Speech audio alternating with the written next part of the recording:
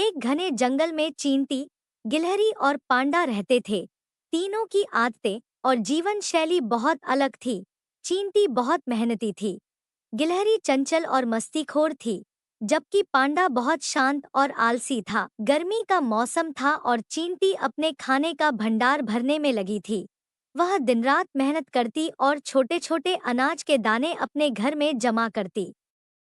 एक दिन चींटी ने गिलहरी और पांडा को देखा। गिलहरी पेड़ों पर उछल कूद कर रही थी और पांडा बांस के पेड़ के नीचे आराम से बैठा बांस खा रहा था। चींटी ने गिलहरी से कहा, गिलहरी बहन, तुम भी कुछ खाना जमा करो, सर्दी आने वाली है, तब खाने की कमी हो जाएगी। गिलहरी हंसते हुए बोली, अरे चींटी बहन, अभी तो बहुत समय है सर्दी आने में, मैं बाद में देख लूंगी। चींटी फिर पांडा के पास गई और कहा, पांडा भाई, तुम भी सर्दी के लिए कुछ खाना जमा कर लो। पांडा आलस्य से बोला, अरे चींटी, मैं तो बस बांस खाकर ही खुश हूँ, सर्दी आएगी तब देखा जाएगा। चींटी ने दोनों को चेतावनी दी, लेकिन उन्होंने उसकी बात नहीं मानी और अपनी अपनी मस्ती में लगे रहे।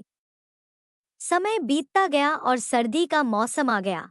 चींटी ने अपने घर को खाने से भर रखा था और आराम से सर्दी का मजा ले रही थी। लेकिन गिलहरी और पांडा को खाने की तलाश में बहुत कठिनाई हो रही थी।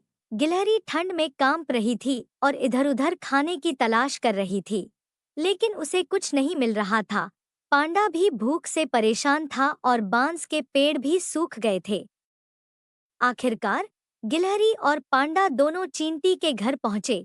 गिलहरी ने कहा, चींटी बहन, मुझे बहुत भूख लगी है, क्या तुम मुझे कुछ खाना दे सकती हो? पांडा ने भी कहा, चींटी, मैं भी भूखा हूँ, कृपया मेरी मदद करो। चींटी ने उन्हें अंदर बुलाया और कहा, मैंने पहले ही कहा था कि मेहनत करना जरूरी है, लेकिन कोई बात नहीं, आओ, मैं तुम्हारी मदद करूंगी। चींटी ने गिलहरी और पांडा को अपने घर में बुलाया और उन्हें खाना खिलाया।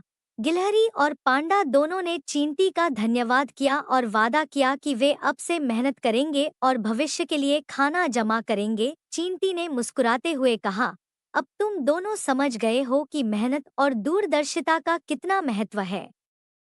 उस दिन के बाद से गिलहरी और पांडा ने भी मेहनत करना शुरू कर दिया और सर्दी के लिए खाना जमा करने लगे। तीनों ने मिलकर एक दूसरे का साथ दिया और जंगल में खुशी खुशी रहने लगे।